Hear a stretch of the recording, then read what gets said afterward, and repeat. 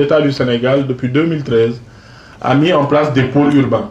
Qu'est-ce que c'est qu'un pôle urbain? Un pôle urbain, c'est une zone délimitée par l'État, prise dans ce qu'on appelle le domaine national, immatriculée par l'État, mais destinée à une organisation de l'espace, de l'occupation. Je donne l'exemple de Diamniadio. Entre Dakar et Thiès, dans ce qu'on appelle le triangle Dakar-Thiès-Moul, les urbanistes et les géographes comme le maire Gorgui Ciss ont noté qu'il y avait un risque de conurbation. C'est quoi une conurbation? C'est que deux grandes agglomérations grossissent et finissent par se toucher. Mais l'effet de cette conurbation, c'est la création de bidonvilles. Parce que lorsque les communes grossissent, les agglomérations grossissent, souvent ça se fait sans une maîtrise de l'État. Et ça crée des bidonvilles. Qu'est-ce que c'est que des bidonvilles? Ce sont des zones d'habitat non planifiées, sans document de planification urbaine, sans eau, sans électricité, sans voirie, sans viabilisation. Qu'est-ce que le président Macky Sall a décidé? C'est de créer 27 pôles urbains sur l'ensemble du territoire sénégalais. Donc Diamniadio, Daga Kholpa, Yen, Déni Biram Ndao, Bambilor Diacksao, Latmingué près de Kaolack chez notre ami Théodore Monteil et beaucoup d'autres pôles urbains entre Sédhiou et Bambali chez notre champion Sadio Mané. Mais à quoi ça sert? Ça sert à anticiper cette progression démographique et d'organiser l'espace. Vous voyez que sur Diamniadio, il y a un espace qui est dédié à une zone industrielle, des espaces qui sont dédiés à l'administration, des espaces qui sont dédiés à la formation, à l'éducation. Donc cet effort de planification qui vient de l'État doit trouver un écho vers les populations, trouver un écho vers les collectivités territoriales, vers aussi les parlementaires.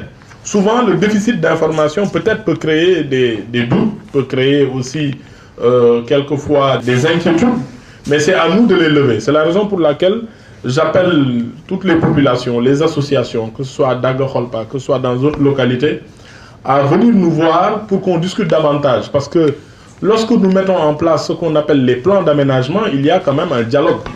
Il y a la direction générale de l'urbanisme, la direction des pôles urbains qui fait beaucoup de réunions, d'enquêtes sociales avec les maires, avec le préfet.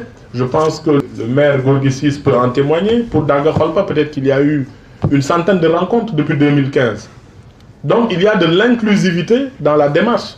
On ne vient pas pour dire oui, c'était les champs de Malénian, on le lui retire, c'était la maison de Théodore Monteil, maintenant on efface. Non, il y a une discussion.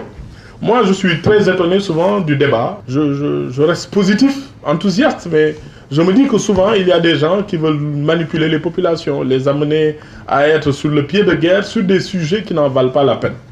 Alors, notre foncier, est-ce qu'il faut en faire comme de l'arachide, trouver Outsakrek, Diorkofet et Duntidabdara? Le foncier, il sert à quelque chose.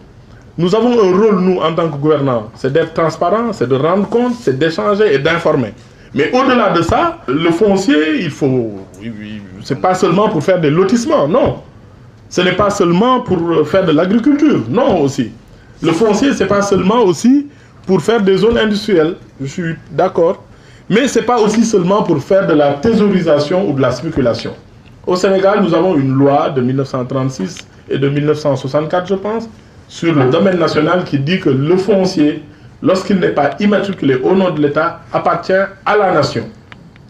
Donc les terres qui ne sont pas immatriculées aux alentours de Kaolack n'appartiennent pas seulement aux Kaolackois. Il appartient à tous les Sénégalais.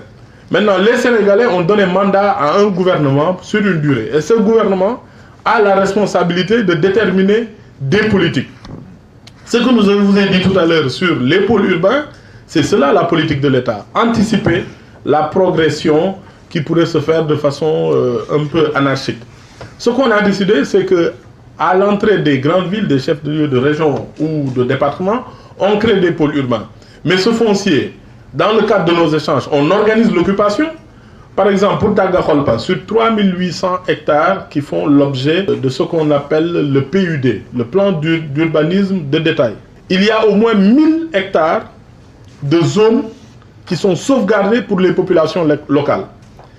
À l'intérieur du pôle urbain, il y a à peu près 4 à 5 villages qui sont aujourd'hui encadrés, c'est-à-dire nous faisons un quadrillage peut-être sur 50-100 hectares autour et on n'y touche pas. Donc, ce qu'on appelle les zones d'extension des villages.